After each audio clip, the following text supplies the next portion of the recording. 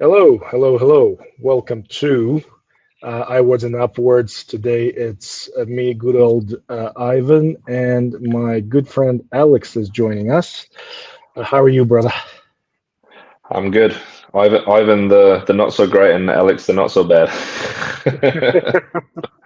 Yep, yep, that's a good way Yeah, yeah. of putting it here. Yeah, unfortunately, Ruby is currently not able to join us. That's why there's been a bit of a gap in our schedule. We received very bad news from Ukraine, and yeah, what can I say? Yeah, fucking Russia, fucking Russians, and the good people keep Yeah. on dying. Yeah, yeah, the real heroes of the country. So yeah, it's been quite a busy and sad period for us.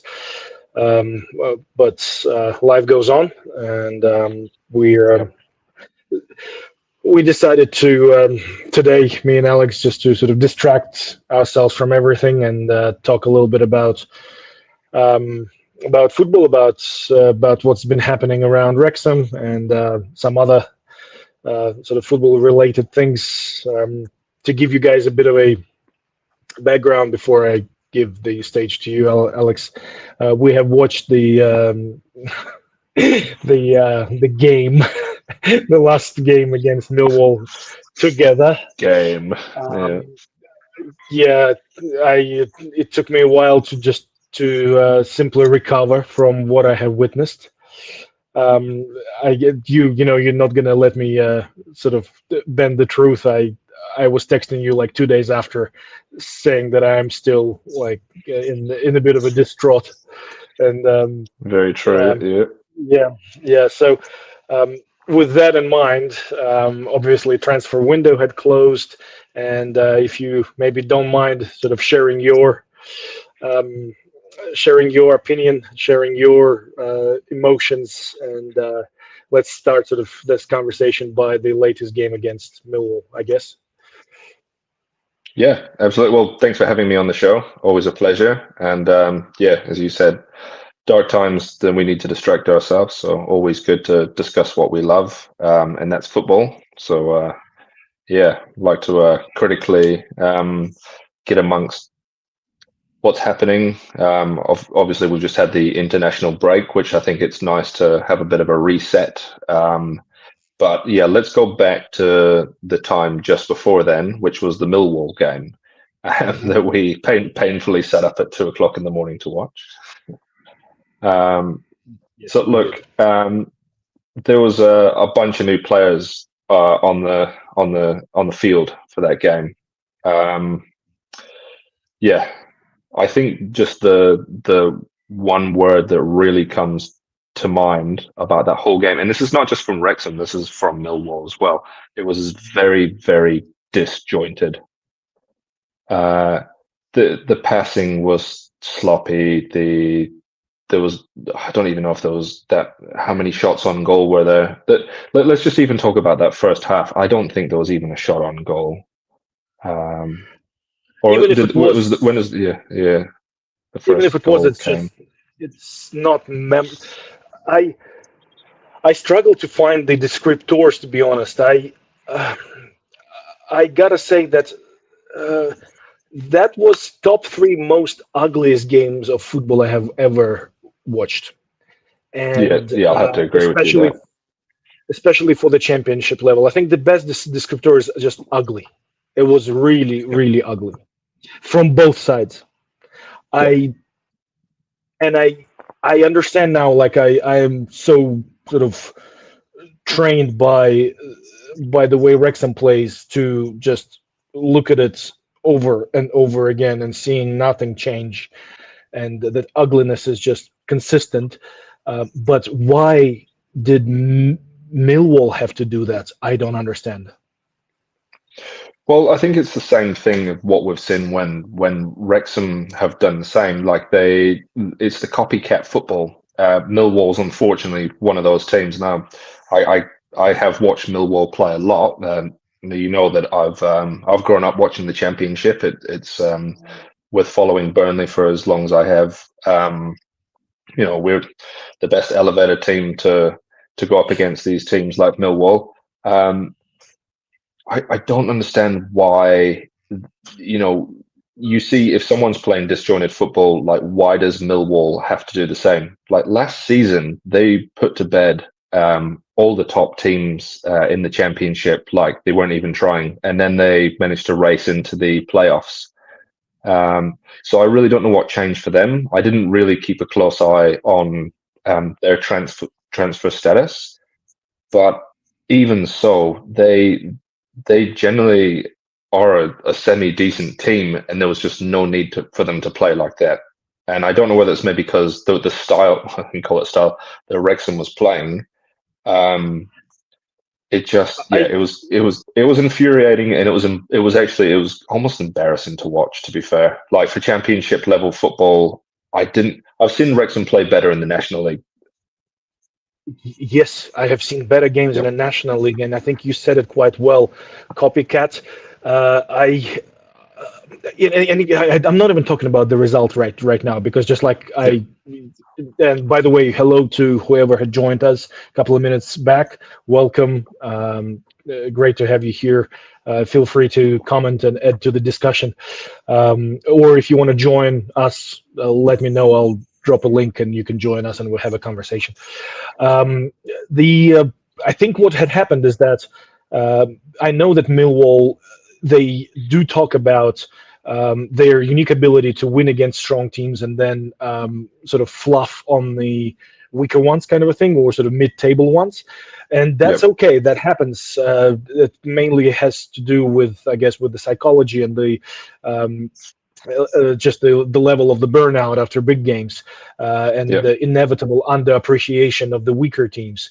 But I think maybe the manager has similar view on the game to Parkinson, and I also think that what had happened is that they fell into that trap of you call it disjointed football. I think they fell into the trap of chaos because they you spoke about it many times, and we have discussed that the entire model of Wrexham is to cause chaos. And what Yep. Millwall had just done, what they have showed to the entire league, if you want Wrexham to have a chance to win, you need to mirror the way Wrexham plays, right? So it's that again, the hoof ball. Not a single time the ball was played from the back, or at least productively. Constant collision, broken patterns, broken pressing. They pretty much just flipped the coin going into that chaotic football, and they lost. Do you think? Yep. Do you think that what happened ultimately? I believe so. Yeah, I think the Parky's game plan again. It wasn't to start building from the back. Like even with the new guys on the field, I think that's really what we were looking for, was to see, are these guys actually gonna like introduce the midfield into the game for Wrexham? But no, like it was 90% hoofball. Um, and I yeah, remember one episode, 37th minute, Wrexham progressed the ball up the flank. There was a couple, like I think that was the only time the entire game they connected more than three passes, especially going yeah, forwards through the zones. They forced there was a nice link up play on the flank. The ball moved up the right side, and then it was another one of those pointless crosses. That was the only time that something yeah. cohesive happened on the pitch. Goal, that first goal, uh, my goodness, if Kiefer Moore has to score every goal by breaking his nose, and well, he is like, don't get me wrong, he's a dead man walking. A dead man, I mean injured man, like injured man walking. It's not if, it's when. Yeah. He's like he can consider himself injured. So it's just and all that talk about, I can see all the people all around the media. We have an injury bug. It's just so weird. We keep on getting injuries. We don't know why. Why is it happening? Oh my goodness, such a mystery. And you just sit there, it's like, really? Like, it's just, I, I don't understand why people can't just say it the way it is.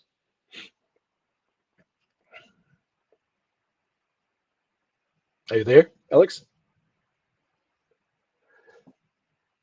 Hello. Have we lost? Sorry. Yep, Yeah, yep. there you go. Sorry. Yeah. You're active Okay. now. Yep. Sorry. Okay. Yeah. So, it look, I get it for the fans out there. Win or lose, win or lose. Like sorry, win good, win bad, or whatever. But winning's winning, and or what's his name, Dom Toretto on the Fast and the Furious, as he says, doesn't matter if you win by an inch or a mile, winning's winning, as he says. Yeah, terrible movie, but a good quote. Um, and and look, I get it for the like because I read quite a lot after that game into like the reactions and stuff to think, are we alone in our thinking? Um, can the fans be happy with these wins?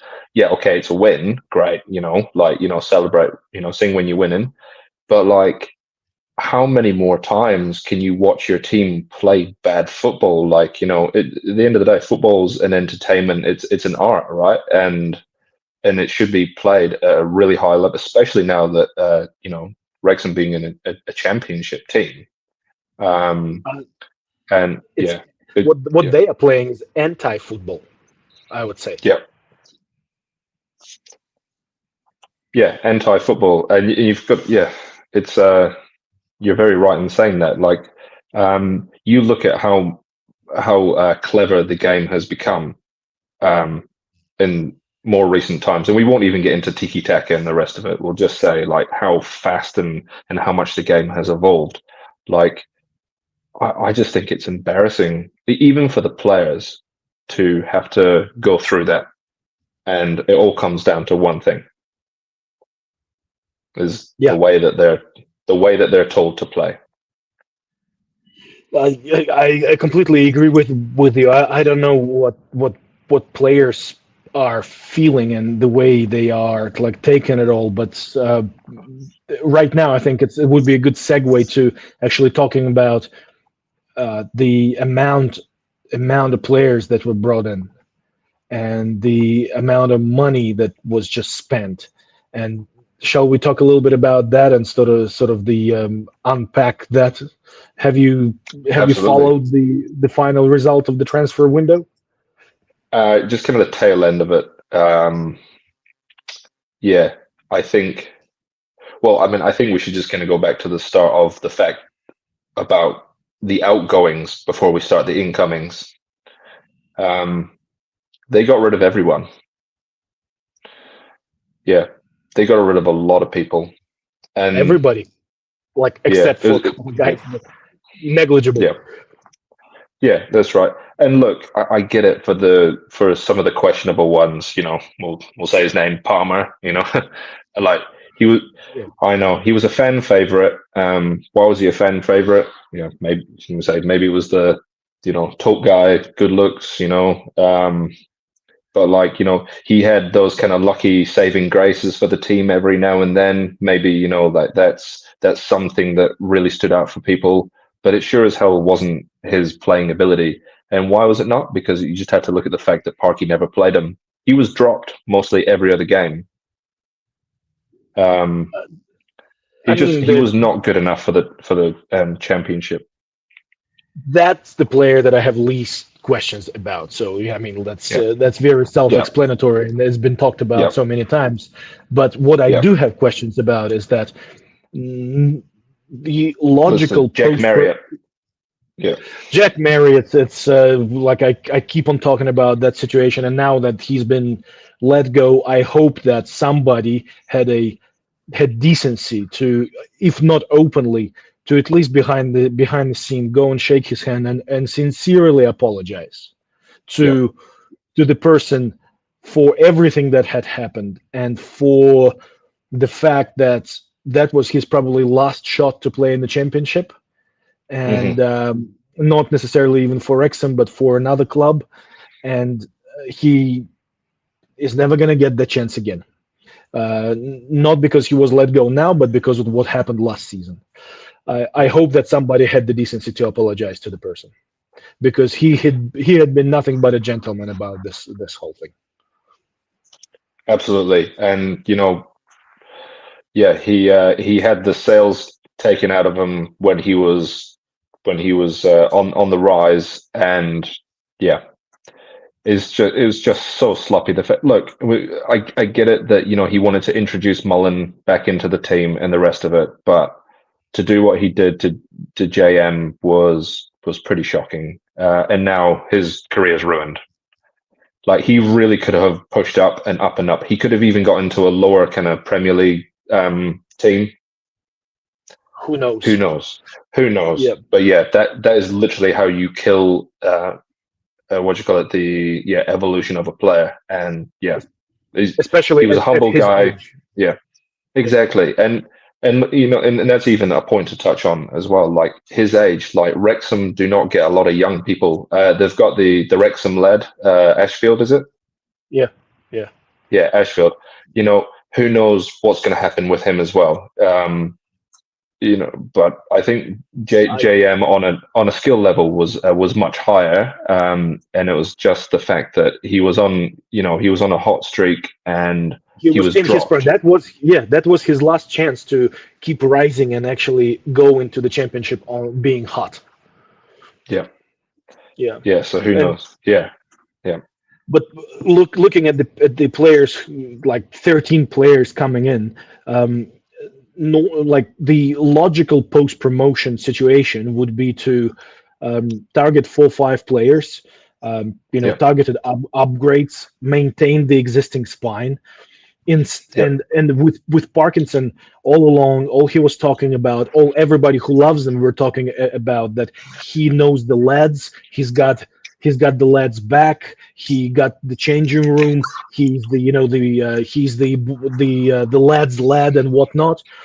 yeah. The Gaffer. entire spine, yeah, the gaffer, the entire spine, the entire changing room, the people who bled for him, literally playing that shit show that he was insisting on, they were all kicked out without even, like, they were not even given a chance. Like, I understand you need to bring better players, but Hmm. 13, like, it's I I get it going up fast, but Yeah, I think that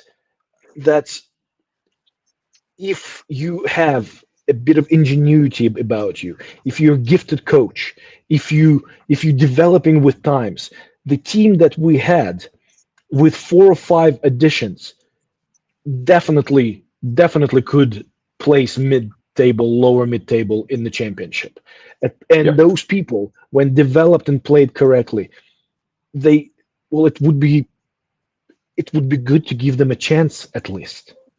yeah, yeah. 100% agree. Look, if I guess the older players on the free transfers and that heading out, I get why those guys would be the first to go. But it's who he's replacing them with as well. It's not like it's the way that it should be is like the younger. If you look at the Premier League model, it's 100% the younger guys coming in from the academy, which are there to take the spots.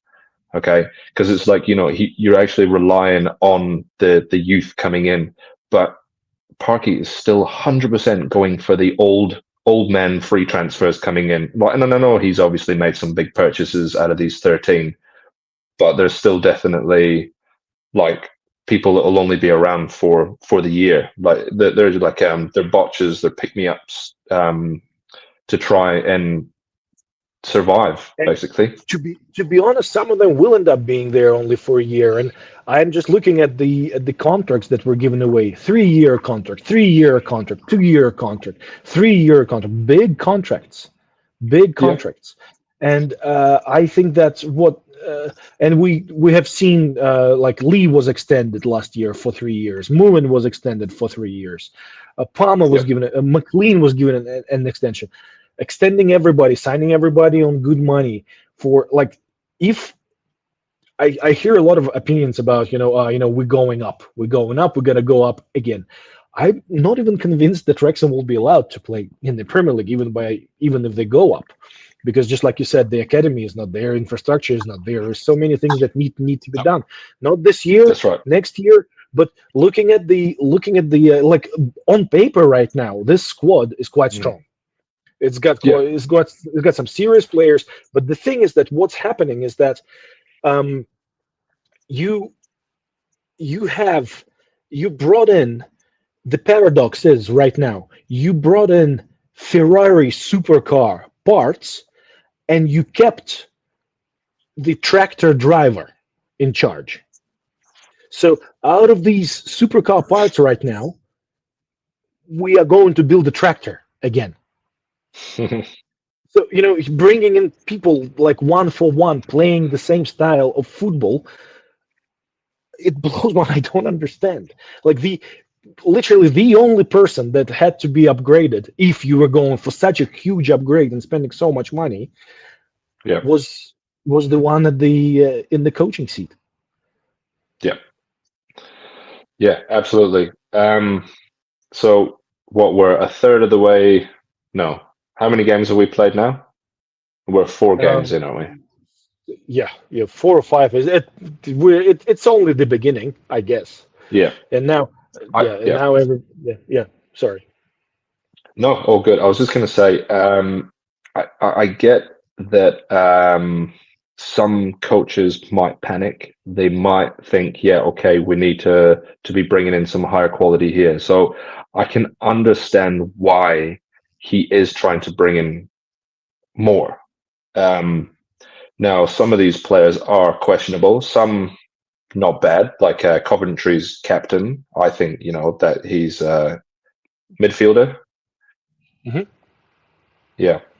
There's a lot of So no. There is a lot of good yeah, good players that came in. They yeah, no joke. They expensive good players. Like there is yeah. I There's some. don't doubt that. But they're gonna be dumbed down to the hoofball again. Yeah, I don't understand. Yeah, like what is he trying to do by bringing these players in? Is it like it's not players that he can develop? It's not players that he's looking to bring up to the Premier League. That it's just it all looks very very um, I panicky. the that's right. And I was thinking about it before, and now that you are talking about it, I I have spoken about it before during the transfer window and before the season had started. The way the team played down under was disgusting. It was Hmm. it was abysmal. Horrible. The last friendly game in Holland, and I have seen that interview of Parkinson, and I said that he's shitting his pants. He's panicking. Couple of games into the season, and the way the team played and the way Parkinson looked, I think like it's what had happened now with this transfer spree is Parkinson pretty much just guaranteed himself a job.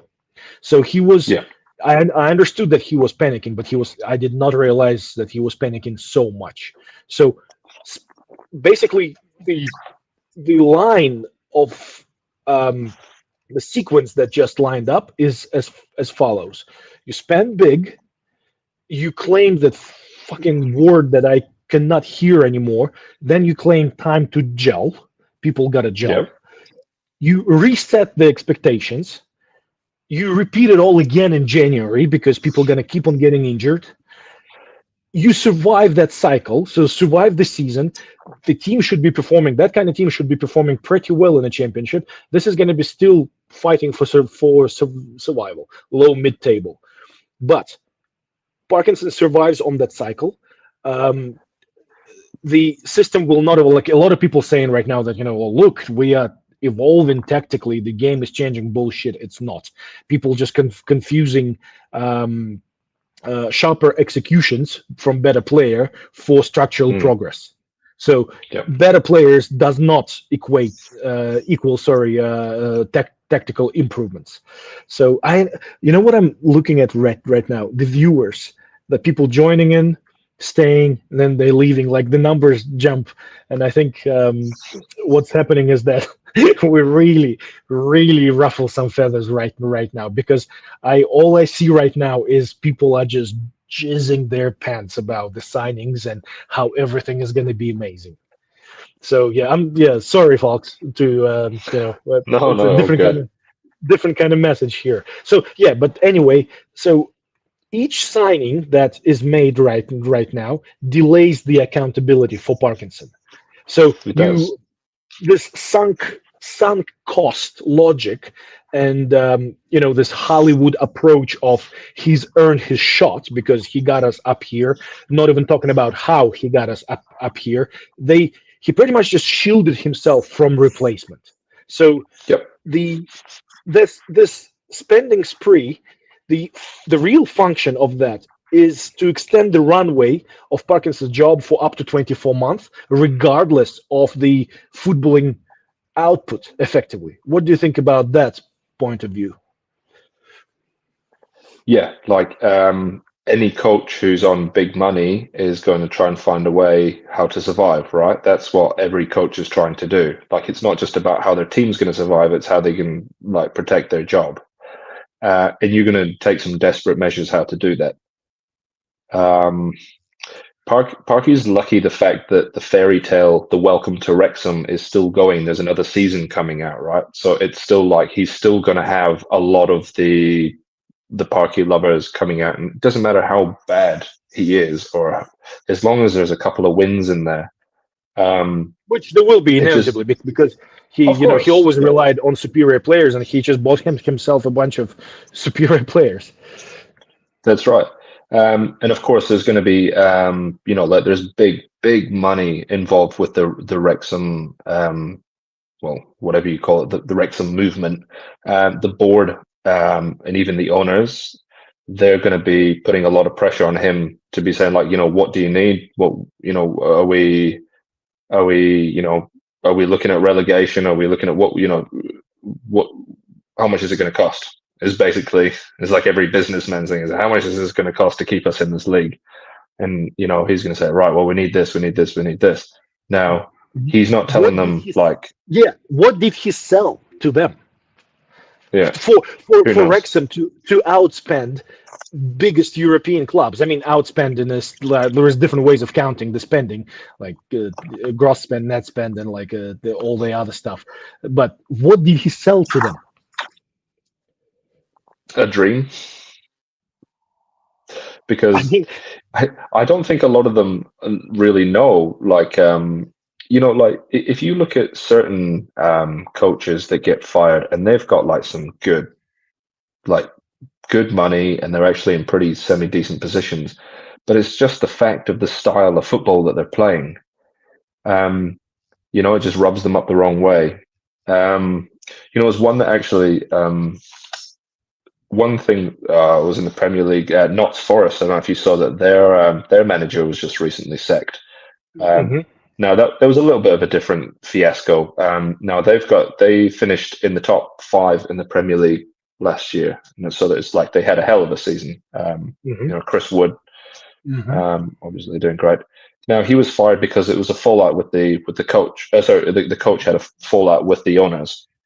mhm. Um, so that kind of says to me that like Parky's obviously there's a good relationship and in with the owners and with the board, and we've seen that in the series.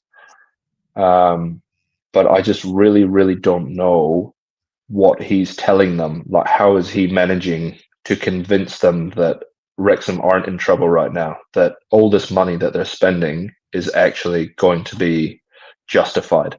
Because from what I'm seeing, um, one win out of four and playing the football they're doing, it's not going to be very justified because now they're going to play some really good teams and they're going to struggle. I think what is like you raised a couple of good points there, and I think what might have happened is that um, the illusion of improvement that is sold um, Mm, pretty much operates on a simple basis of better players in their heads equal better system, better tactics, which in fact it doesn't. So fans, I guess the Robin Ryan and everybody who surrounds them, and Parkinson himself, because every time he talks about football, he talks like a fan. yep. They, just like I said before, they confuse. better execution for systemic progress. So Yep. faster runs, better touches, harder shots, just faster speeds. They look to them, and he sells it like a tactical evolution.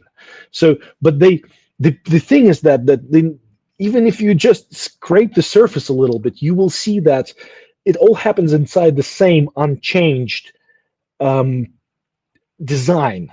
You still got the same hoof balls, long balls. You still have that same second ball scrapping. You still have that set piece and cross reliance. You highlight.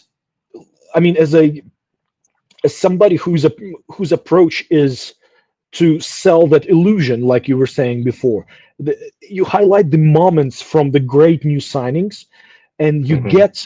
you get that myth spinning that look, there is evidence of progress right there, while your systemic void stays unchanged. If anything, it grows bigger.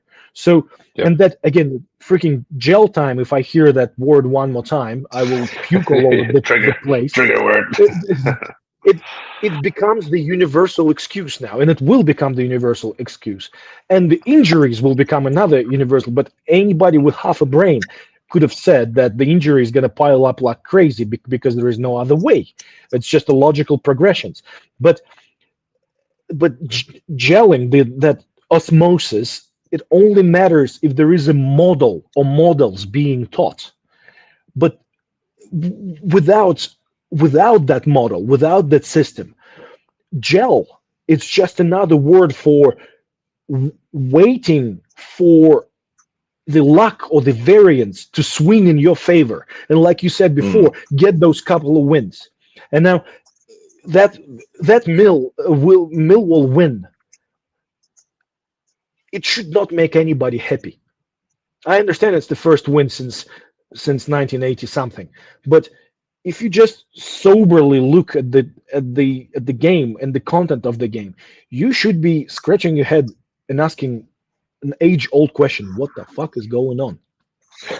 Yeah, yeah, 100%. It's like, for your team, you want to see them grow. It's not, oh, I just want to see my team win. I want to see them grow. And it's like, it's about survival now. It's like, how are we, or how's any team adapting to stay at a higher level of football now? Like, what are they doing?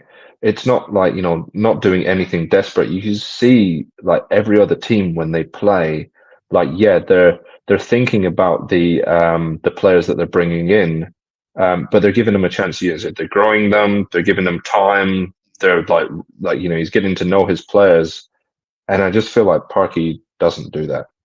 Um, yeah, Well, the yeah, championship is it's a big scary place. It's something that they're not used to. They can't throw their weight around in here, and they are the underdogs. they are, and I guess again, listening to people talk about the season so far, a lot of Mm, the opinions that I hear and I read about is that with the new players now, and with the ones who came even before that latest bunch of players, uh, Wrexham, they starting to move the game further up the pitch. They start to press, hmm that sort of low block, parking the bus, simplifying. It's not going to be that active anymore. But basically, again, that same mistake of running hard, Yeah. confusing running hard for structured pressing. So what I have seen, and we have watched it, um, we see very much just solo harassment of the defense. So there is no consistent intelligent triggers. There is hmm no cover, no shadows, no backline squeeze. There is 10 seconds of cardio effectively. Then Yep. you bypass. They get bypassed with one pass. So Yep. that keeps on being interpreted by general public as visible activity. They sprinting, they pressing, they colliding, they fighting hard. Yep. All this noise masks the lack of structure. The, Yep. I But look, for fans, for somebody who just likes to see the team win. They don't understand. Like there was a guy who was talking about how he knows football and he's a coach and whatnot. And Hmm. I had a conversation with him, and I was talking about uh, basic tactical structural setup of the team. Was talking about zone occupation. Was talking Yeah. about rest defense and whatnot. And he started telling me that those terms, the terms that I was using, are not real. And I'm looking at him, and it's like they are very real. That's as real as day and night. Like that's what they teach. Maybe not in 1970, but Hmm. definitely since 90s and 2000s. That's what's being taught around the world, and Yeah. that's what people are operating on. But I mean, nobody around the club, within the core of the management, they they don't see that illusions. They do not let the tactical fundamentals thrive. They do the opposite. Yep. Yeah, absolutely. And look, as you said, bringing in like stronger, faster, smarter players doesn't mean anything unless you're telling them what to do. Like, what's the point in spending the amount on a strong midfield if you don't play midfield football?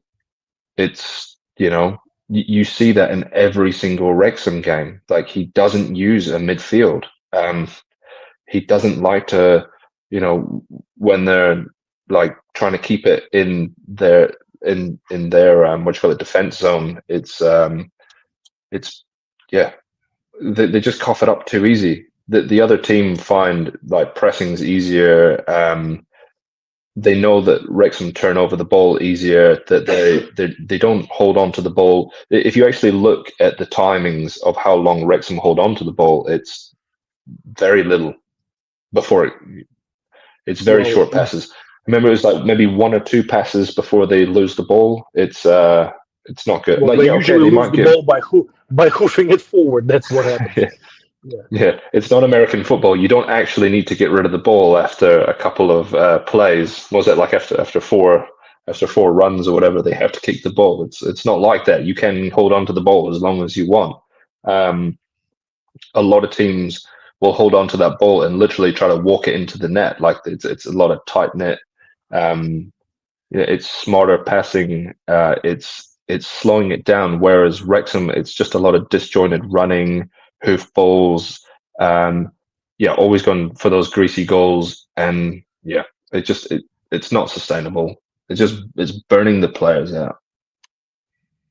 But the thing is that when people talk about lack of midfield play, lack of zonal progression, uh, the way that, and I understand when a normal sort of punter, when a usual fan says we need more midfielders, we need better midfielders to start playing midfield. But when your coach brings a bunch of midfielders to the team that bypasses midfield every time, that does my Hmm. head in. Yeah, If anything, if you're playing the way you are playing, you need to invest 80% of your finances into backline and strikers. yeah. Hmm. You don't need to worry about midfield whatsoever because they don't do nothing. They never they never touch the ball.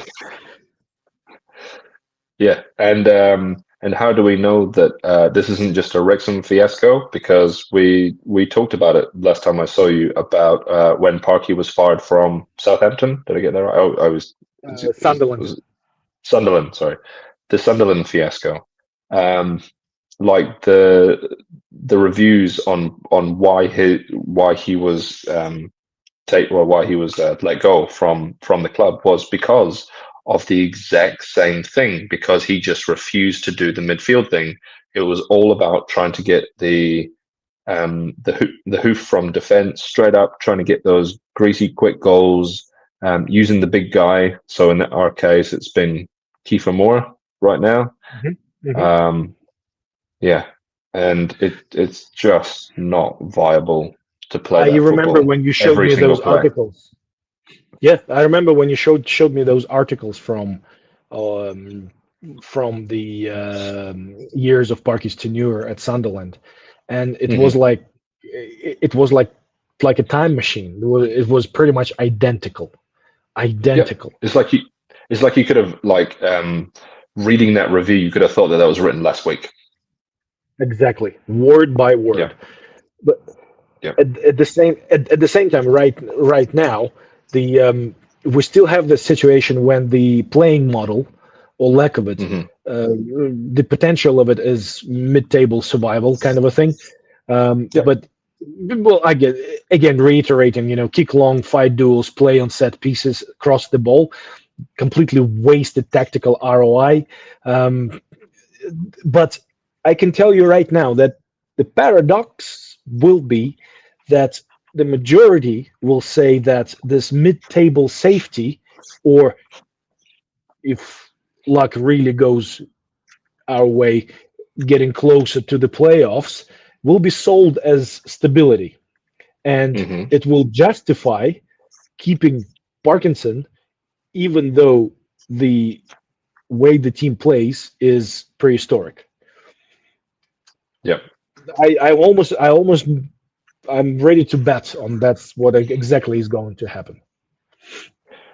Well, I thought the interesting thing that just going back to our conversation that we had last time was about when we're predicting his exit may be, um, Mhm. in terms of if Wrexham carry on the same kind of winning rate that they're getting right now. So Mhm. 4 games, was it 2 loss, 1 draw, and a win? Did I get that right? Mhm. Mhm. Yeah, yeah, I think so. And then we looked at when he got booted out of Sunderland. It was I think it was after 9 games or something, and there was 2 wins, 3 draws, and a bunch of losses. Um, it just really makes me wonder how how close to the relegation zone are they going to let this run? I think around Christmas time will be the catalyst in them making their decision. But if you look at what people are saying, if you look at what people are saying about the people that they're bringing in that, right? So there's one thing that just what reminded me um, is about how much money they're spending. It's embarrassing for the look of the club, right? It's embarrassing that you can't get the results when you're spending that much money. Do you Because think if you look at do you the think that's going to be go, the narrative? Do you think if it carries on like that, that will be the narrative? well, that's already the narrative of what people are saying. Like they're saying, like look at Birmingham, for example. Like they've spent big money, but they're getting good results because they're playing good football. And okay, yeah, they are spending more money. Yeah, okay, but it doesn't matter. It's like if you're spending that kind of money, you've really got to be showing the results, and that's got to be somewhere down the line, putting pressure to say that this is not good enough. Um, Well, look, you if you if we're talking about the results, so now how many how many games and what are the results that you would predict? Like I per se, I don't really care about wins or losses in the first place. I would like to see the process. yeah. That's where I always start the conversation about your football design. But Hmm. what do you predict the results will be over the next, say, 5 games? So starting with QPR next, well, a couple of days away now. It's so hard to tell because we've got a whole bunch of new players that we don't well, we've kind of seen a little bit about what they can do. But if you look at the likes of the incoming Coventry captain, no, obviously Kiefer Moore, he's looked pretty good. Um, for Wales in the international squad, Ward, the goalie's out for still another 5 weeks or so. So it's going to be More, Okonkwo. more. There'll Yeah, be more, more. man. Yeah, dislocated elbow, wasn't it? So yeah, Yeah, he had a surgery. Okonkwo's back. Yep, he will be in the in between the pipes. Yep. Yeah. Yeah. A few changes in defence now. not really much is going to have changed up front. So I couldn't say that there's going to be a lot of goals. So if anything, there's going to be a lot of tight net defensive football. Just like Parky's always gone to try and have five back, as as we've always seen. I know he always plays the four, what do you call it, formation. Not one of your trigger words, but Yeah, formation. Yeah, yeah. But if you look at every single Wrexham game, you'll see that there's at least 5 or 6 people back. And as I always joke, it's 9-9-1-1 as nine the 911. Yep, yeah yep, 911. 9-1-1. Yeah, Yep. yeah. And in saying that, I think there's going to be like a lot of draws. So next 5 games, I reckon QPR might get the win. They're looking pretty hot right now. I think I think they might get the win on that one. But there's going to be a lot of draws coming up, I think. Yeah, and I think that what's going to happen with those draws and tough losses is that they will all be again the gel word will be thrown around the Hmm. randomness of the so I don't think the overall design of the game, the overall style is going to change a lot. The No. Some of the executions will probably become better, but you have a bunch of absolutely stranger players, like they strangers to one another, Yep. and within the format that we expect them to play, um, those coin flip games going to be Yep. branded as character and grit. I can tell you straight away that's what's going to be. Everybody, they put a shift in. Another favorite word of everybody. Good shift in. They work hard. They work hard. Um, and then when the results fall their way, it will be just blind praising of everything and everybody. Um, but the thing is that there are 5 or 6 things that the team can do right now, even keeping in mind the amount of new players on the pitch, which will already improve the overall structure and the system, and actually start Yep. creating the system rather than playing the chaos. But something tells me that it's not going to happen. The patterns are not going to change whatsoever. No. And how do we know this? Because we're now in the championship, and we were having the same conversation when they're in the National League. Yes, but in the National Yeah. League, League Two, and League One, we had superior players in every position. Yeah. Now we've got a bunch of players in out of their depth. They and do you think that the players we brought in, like from your point of view, so you have Haim, you have O'Brien, you have Windes who is injured, you have Kakache, you have Kiefer Moore, you have Hardy, you had Ward, you have Cody, you have was that another Manchester City youngster? They just signed Kabore. Gabor, You yeah, have you have there was another defender. Like I'm not. Who are all these people? Do you think they are? How good do you think they are? Like their level? Like what do you think? Do you know much about them at all? Like do you understand where they sit in sort of the order of uh, quality? Another meaningless word. yeah. Oh, look, there's kind of a lot to unpack in that, right? Because the likes of Windass and Moore might be just that saving grace that might be able to get them to sit comfortably mid-table if they're working together in that kind of that good old duo. Because for what we've seen, like they are quality players. Um, your likes of Kakachi and other folk at the back, like, yeah, okay, I don't Doyle. think that they Doyle, yeah, like, okay, yeah, they'll have a good game here and there. Like where they come from, is it enough for what he's trying to do? So if we go back to what we were saying before about the League One and League Two having superior players, has he brought in superior players here? No, he hasn't. Not to like what is the aim to get into the Premier League? That's not going to happen with the players he's bringing in. Do you think that's just the first stage then? So, like this year, so he pretty much guaranteed the survival right now because he could have survived before if it was a just like I said, if the coaching was on a different level, even with the Yep. squad that we had before, easily survivable. Well, Yep. nothing is easy in the championship, but very, very plausible.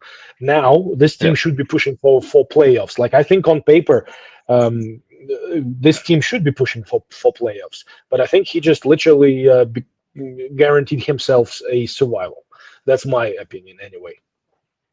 If you were to bring an amazing coach in right now, like someone who's Mhm. really proven, even just say an ex-Premier League coach or someone to just what we've got right now, this team is definitely in a spot for going into the Premier League.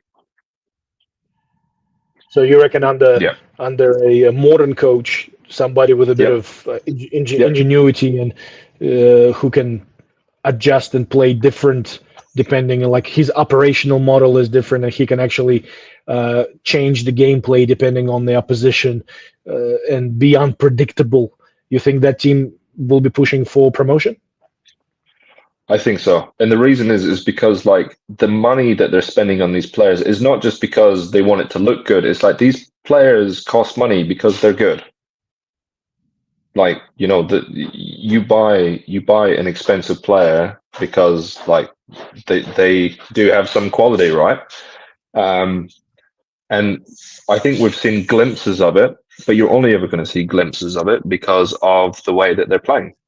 And it's just going to be very So, difficult for them to do more with what they're doing, so with what Parky's doing. they are they are adequate players for the league. They are Hmm. they not superior, like they not best of the No, best, no, no, but absolutely not. under creative, talented, progressive coaching, they Hmm. can become a winning team.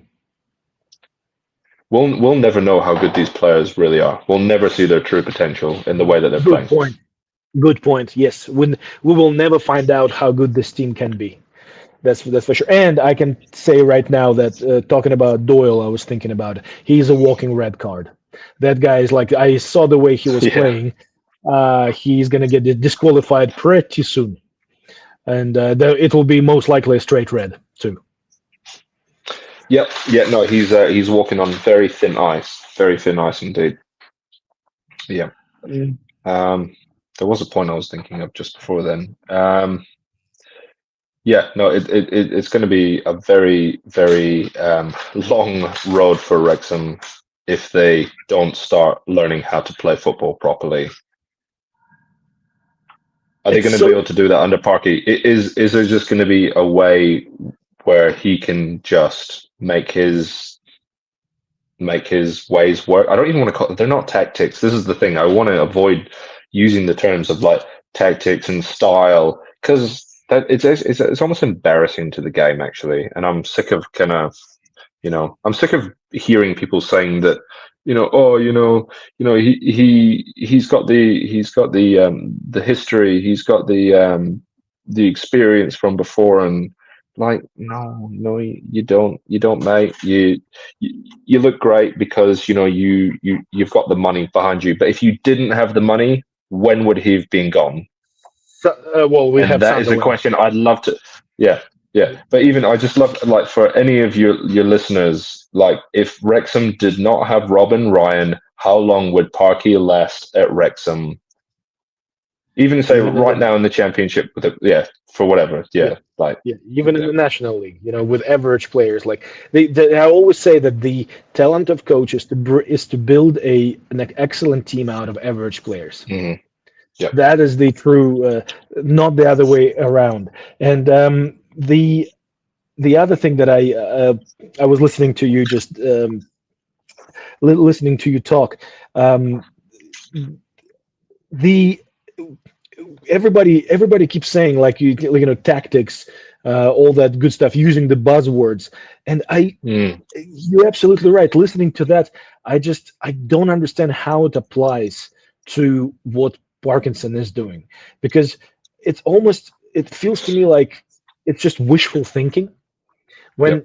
When it's you, have you listened to that? Have I shared the video of the guy who played for, was it Brentford when Parkinson was coaching there, and he shared his experience of talking to Parky in the in his office when he was talking about him not he was not playing him, and then Mm. how he negotiated his new contract. Have I sent you that video? I don't think you have. No. No, I'll Worth a share watch. that Yeah. video. It's like you listen to that and you're like, okay, say less. I know everything I need to know about what's going on. Um, Yep. okay, I think that's the game against QPR. I think at best it'll be a draw. Hmm. Um, the but I would not be surprised if it's a loss. To be honest, even I though think. QPR, Yeah. they lost 7-1 just recently. Yeah. Yeah, that's right. So yeah, like they are gonna they're gonna be angry after that, right? So they are definitely gonna go out and as you said, as we always say, they're always looking to play their cup game final against the likes of Wrexham and Birmingham because they're the ones to beat, because they're the one, they're the flaunters of the money, and people they're angry the fact that people, which got sorry, that clubs are spending that kind of money in this league. Like you've already got a target on your head when you do things like that. Yep. So yeah. So people Do hate you you. People hate you when you've got tons of money. They do. do you think the rate of injuries will decline? What do you think is going to happen to the injury bug? So look, I think that when Kiefer Moore is injured in the next few games, because that's going to happen, How it's many games? 100%. Two, three I games? reckon How many? yeah, 2 to 3 games. I reckon because he's going to get overplayed. He's going to 100% get overplayed because he right now is the only like because Windass is out and because they don't really have any form of a playmaker, which we saw for a very brief time. They've reverted back to that kind of hoofball. Kiefer Moore will try to get those greasy goals, um, and he's going to injure himself in the process because we saw already in all the times that he plays, he goes down to the ground like every, I don't know, Well, people like batter him too. every. Like he, Of course they the, do. Yeah, okay, he's a big the, guy, but he still goes down easy. well, he has to be because he wants a penalty too. He cannot keep fighting every long ball. He will. It's impossible. Hmm. Those defenders, bro. They know joke. They are rough. Like they will fuck him up. Like, and even It's though he's very, big very and aggressive. Yeah. yeah, even though he's big and strong, they will break him because he's Yep. the only danger. Yep, that's right. So he's always got 2 to 3 defenders on him every single time. Like, and the thing is, like with Wrexham, that they're so easy to predict. They don't even need to watch a game plan. They already can just be told in the first 5 minutes, this is what they're going to do. This is your guy. Make sure that you're constantly watching him. He's going to go for the long ball every time. He's going to go for those crosses. No, he's not. Mhm. And he's going to as soon as he's injured, that's it. Like Wrexham are really in the ship. So why the question is why they did not bring the backup for him then? Who is the backup? Because if you look, Parkinson knows that people are gonna get injured a lot. That's the Hmm. model. Like it's a meat grinder. The way they play. He brought in a replacement for pretty much every position apart from Kiefer Yep, Moore. Why didn't he do it? He looks like he has unlimited money essentially. yep. I don't think he's found them. I think he's so desperate and he's so blinded by his desperacy right now. He's forgot about it. It's not he's forgotten about it. I just don't think he's had the time. But at the same time, yes, I think he didn't have the time because players like Kiefer Moore nowadays in modern football are pretty much dinosaurs. There is not too many of them left. Yeah, And to be honest, if I he didn't have the time was, to find the next Kiefer Moore. Yeah, that's right. The replacement for yeah, Kiefer Moore. yeah, Because if I was a Kiefer Moore type of a player and I know what I'm signing up for, I would think Hmm. twice before pretty much guaranteeing an injury. Yep. I would think twice because look, he's not a bad player. For being such a tall guy, he's Hmm. athletic, he's fast, he's got a decent touch, he's got a decent vision, and he can play a multitude of different systems. And he's a It's finisher. not he's a finisher. It's not his curse to be stuck in this prehistoric era of hoofball, but Hmm. he effectively accepted that fate. Yeah. Yeah. Maybe, as you said, when Windass comes back, we might start to see like him be able to, have that bit more freedom up front, like because the likes of Windass he can hold the ball. He's a playmaker, and right now there is no playmaker that is going to feed him the balls properly. So they're all going to come from the back. he I think what happens is that just like the fans, when they look at the lack of midfield, they ask for Hmm. more midfielders.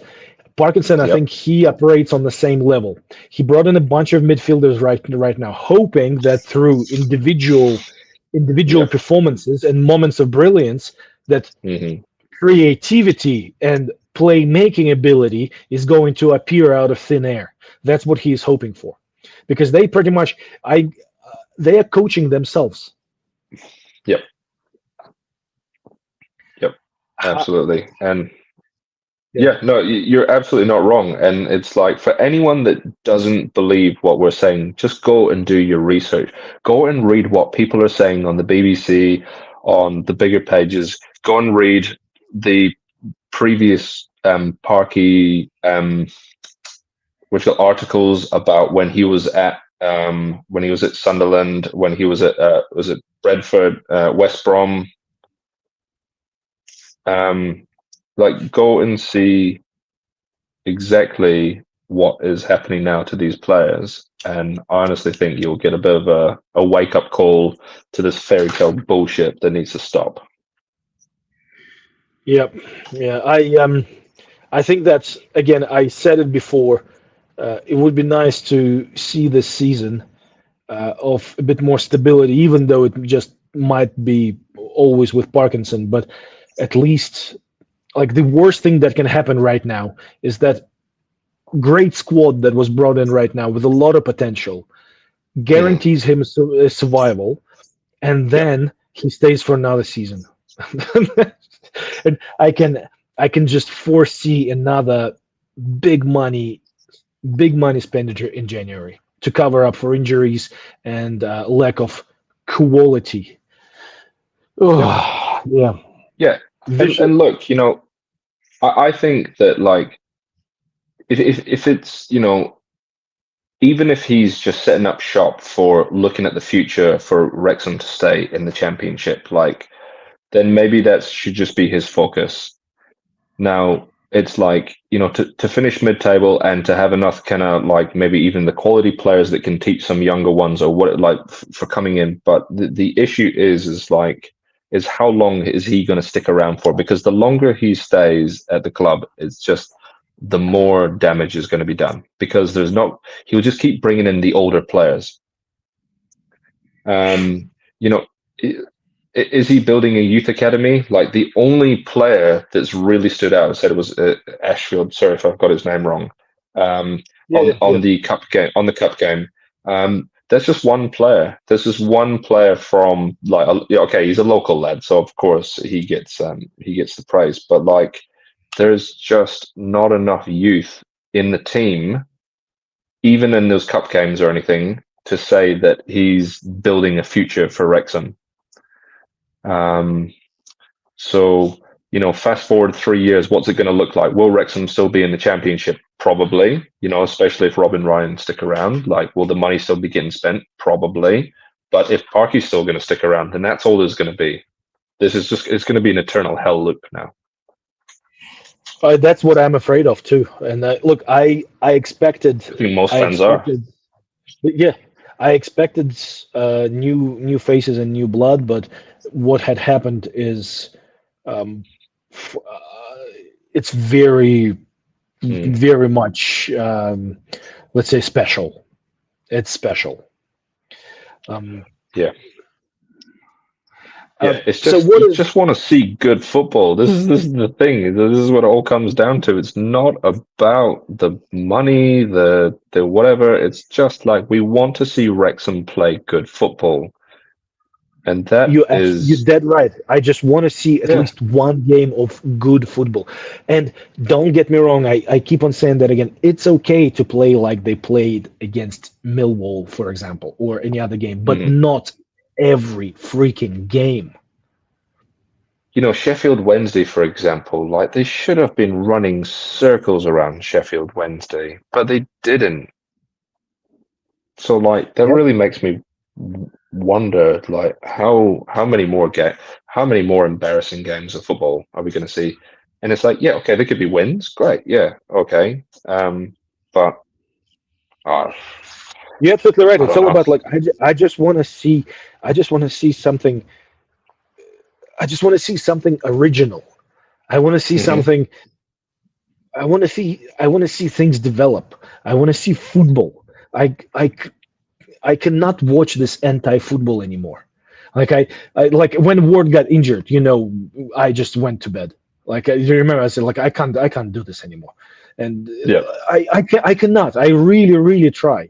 I really try, but my eyes are bleeding, like literally. Like I'm I'm getting like stigmatas watching that. It's Yeah. and I just look at the guys in the stands there, like, don't you see this? Like, are you blind? Are you all just collectively blind? Mm, Ugh. I know. Yeah, well, like fresh. I was going to say some fresh blood. Well, is it going to change much? Like, is it going to change the style of what we're going to see against QPR? Probably not. Probably not. Yeah, it's not going to be a whole brand new rejuvenated team playing beautiful football. Definitely not. Um, What's your I opinion just, you know, on gel, on the word gel, and this because this is like top of the list now. Everybody gel. says that word. Yeah, gel. What's Yeah, your that's opinion right. on that? Yeah, yeah, yeah. Okay, so when we talk about gel, we talk about time for a team to progress. But that means that the coach is actively growing the players individually, but also growing them as a team. And he does it. So I love watching Pep Guardiola. Like he's, I just think he's an absolute freak in the way that he takes the time to really get to know his players, but also gets to know like his training tactics. And it's just so good to see like what that like is like poetry in motion when like spends so much time to get those guys to do everything together.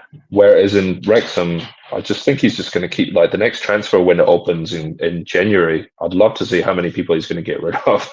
like, like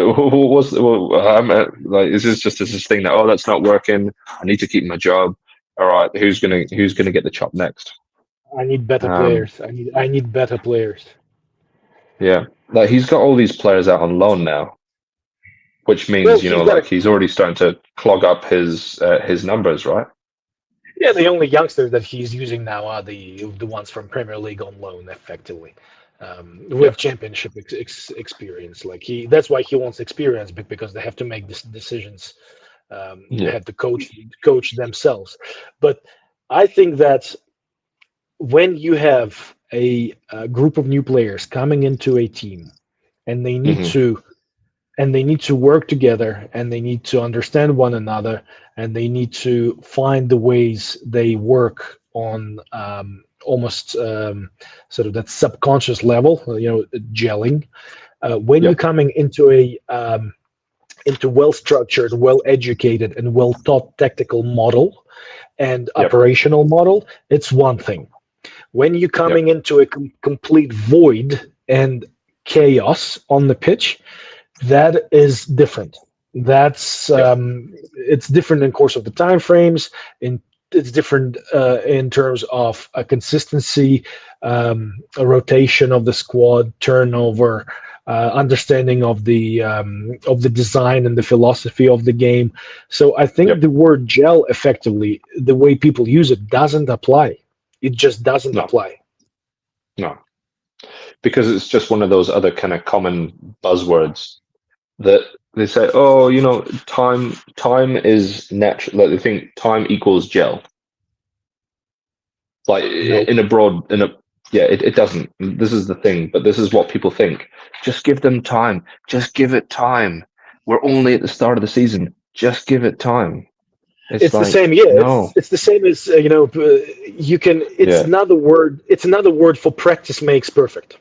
I correct. absolutely, it just boils my blood whenever whatever sports I was involved in, and same in the army, when people say Mm, practice makes perfect. No, it doesn't. Pr- Guided practice makes perfect. exactly. Corrected practice makes perfect. Practice makes practice. And if you do shit, you will keep on doing more shit, and you will become better Yeah, at doing shit. And that's exactly, yeah, and it just, you talk to 50, 60, 70-year-old people who've been watching yeah, football all their life, and they just keep repeating those buzzwords like parrots, like all watching looking at people who discuss tactics. mm, They constant, continuous parroting, not even a glimpse of actual understanding of what they are talking about. And but when I look at the manager of a championship club, and I see the same level of understanding, I start questioning. I already question a lot about this world, but I'm questioning like sanity mhm. of everybody involved. Yeah, yeah. And that just all comes down to the this fairy tale that has just gone on for too long. Yeah. But the buck's stopping. It really is, because now there's not a there's not a clear shot at promotion to the Premier League now. It's now actually So looking more like for survival of how are they going to stay in the Championship, and how's this guy going to keep his job? so basically, it's interesting that what you said right now, and I think it's time for us to kind of round this conversation up and maybe Yeah. create a bit of a bottom line there. So we are looking at, objectively, we're looking at fans and owners. Uh, Case of blindness. Let's call it blindness, because Yep. what we have that blindness, what it matches with is, it's a narrative, it's a loyalty, it's a blindness, and what's called a, I guess, an outcome bias. So promotions mistaken for progress and process, hence the Hollywood loyalty, which is, it's that loyalty arc, that story. It's Yep. from that comes fear of change, and Yep. Parkinson thinking like the way he does, on the level that he does. He keeps on selling effort over design, and by Hmm. having all these players right now, he pretty much proves the narrative he deserves a chance because he got us up here. Am I correct Hmm. in sort of summing it up this way? Absolutely, and that is what a lot of people are always going to try to argue against you, to say like you're not giving him a chance, that because this is the first league, like where it's like, this is the big leagues now, like give the guy a chance. And it's like, no, like we've seen like over years now the way that he's operated, and it's gone on for too long, and now it's the decline. It is the absolute decline of the end of him now, because history does repeat itself, and it is repeating itself right now. Like That's the it's only thing that history does, and we can see it from yeah, the global of events. course, Yeah, yeah, the only thing and that happens is repetition. yeah. And what Parky's about to realize, and what I'd like to finish off now, is that the definition of insanity is constantly trying to do the same things over and over and expecting the same results. Well, guess what? That ain't happening this time, and it's going to be a very long season maybe next season. I really hope it's not 2 seasons, because it's just bad for the fans, really. Like, yeah, you want wins, but if you just want that kind of rubbish football, then I don't know. I don't know who might want that kind of rubbish football in their right mind. Yeah. But I think it's all about survival now. It's not, it's like pushing for promotion. Nah, definitely not. Yeah, survival is the word on Parky's lips right now. And good luck to him. No, really good luck to him, because you can only get away with so much for so long. Yeah, Yeah, yeah, yeah. I just hope it's. I hope the survival will happen. I hope it's not more than one season, and I hope that we. I just really, really wish for at least some kind of progress. Show some kind of yeah, substantive change. Let's yeah, stop playing anti-football. Just yeah, even if it's 10 minutes a game. yeah, yeah. But Yep. it's just not going to happen until that new coach comes in. Yep. I agree. And the worst thing is, you don't want to see Wrexham getting absolutely punished just like for that to happen. It's not okay. Like, it's not good for the fans. It's not good for all the money that's been spent, for everything else, and also for the championship. Like, the For championship the is a league. beautiful league. It's my league that I've watched for so long, and I just hate to see any team get dragged into something that's, Into this that is ugliness just because play. we watched other Yeah, games and teams look good. They're not perfect. They're not perfect. They make mistakes. They fight no, it's hard. gritty There football. is, Yeah, yeah, yeah, but it's not ugly. that's right. That's right. Yep. Yeah. Yep. All right, brother. Uh, Okay. well, Well, I will see you soon, and we'll watch another game. We'll watch another game. yeah. Yeah, I mean, I'm just hoping to say, like, maybe, just maybe, we might see something flirt in the midfield. Maybe, I don't know. Yeah. Oh well. Well, yeah. Keep the faith. Hey, keep the hope. That's all we can do. That's all Yeah. we can Well, do. I hope that the boys. I my only hope is just that the boys who step in, they they figure it out real fast. Yeah. Yeah, it's pretty much all they can do. Yeah. All right, my bro. Oh, All we'll right, talk yeah, later. good show. Thank you so And much. yeah, Yeah. and thank you to all and everyone, and good night. Good night. Thanks Okay. again. See Yeah. you later. Cheers, bro. Okay. Bye bye. Bye.